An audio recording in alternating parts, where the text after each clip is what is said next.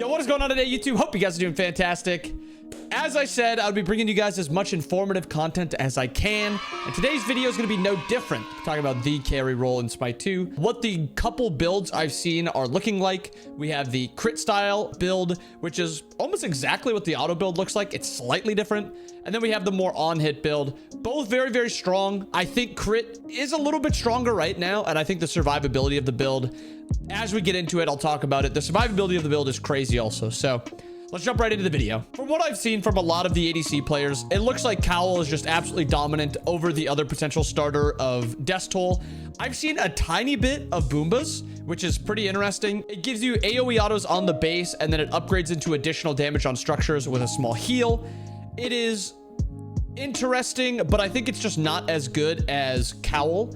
I think attack speed is a little bit harder to come by in a sense of, are the items good? Like if you look at all these items, Xe is really good, Kins is really good, a couple of the crit items are really good, Dagger of Frenzy can be okay, but this is more of an intelligence oriented item. Same with this one. Death Metal is more of like a crit item also that I think is like the worst of the crit items because it's one you have to activate also. So I don't think there's a ton of options for attack speed.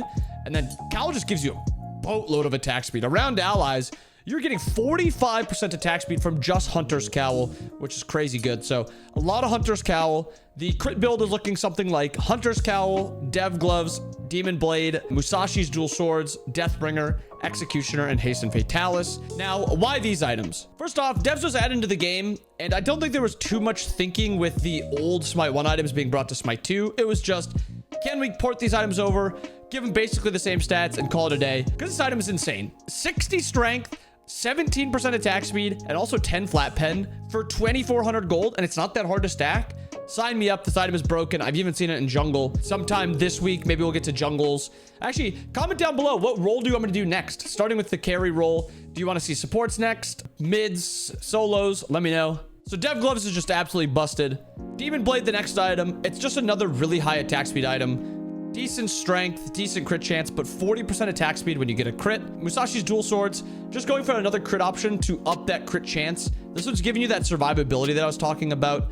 While it's not tankiness or anything like that, movement speed is a form of survivability. And comboing that with this Hasten, which I'll talk about right now, gives you a ton of survivability.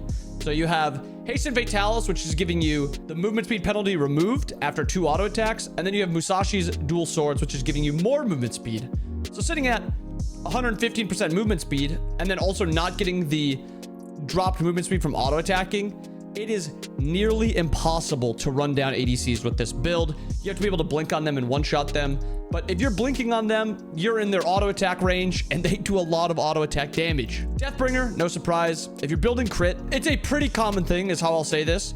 If you're building crit, 99% of the times, you're building Deathbringer. There has been some metas back in Smite 1 where you had like just one of like the Demon Blade or something because that item was just so OP, and then on-hit items were just really strong. But Deathbringer is in a lot of crit builds. So Deathbringer, and then you need some pen to kill those tanks. But keep in mind, if they don't have tanks on the enemy team, you don't need Executioner. But most teams are going to be having a tank that you want to deal with. I've had a couple games where instead of Executioner, I go Death Metal because they had only one tank and it was their support, who for the most part I kind of just ignored. And I want to just be able to do as much damage as possible to the squishies. But it is a little risky because it drops your damage on objectives also, but still really good. The next build you have is a more on-hit style build. On-hit just means your autos are going to be proccing something that just makes you do more damage. Hunter's Cowl, again, this item is busted. Build it every game in ADC. Dev's Gloves, again, it's busted. Build it every game in ADC. Ton of strength, ton of lifesteal pen. This Dagger of Frenzy and Kins together just give you a little bit more attack speed because you're making up for the no attack speed from the Musashis and the Wind Demon. Kins is just insane. 3% of the max health of the enemy. Dagger of Frenzy, proc this before a fight. It's a 50-second cooldown, pretty low. It's something that might be a little bit hard to remember at first. It gives you 40 basic attack damage when you proc it and 30% attack speed, so just make sure you use it before a team fight.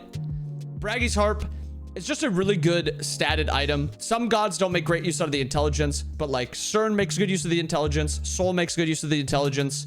Neith makes good use of the intelligence if you're playing her. Unfortunately, on her doesn't really, but it's still just a good item. It's giving you an extra 45 bonus magic damage on every auto, which is really, really good. Next up, again, Executioner. It's just giving you shred. That's the point of this item.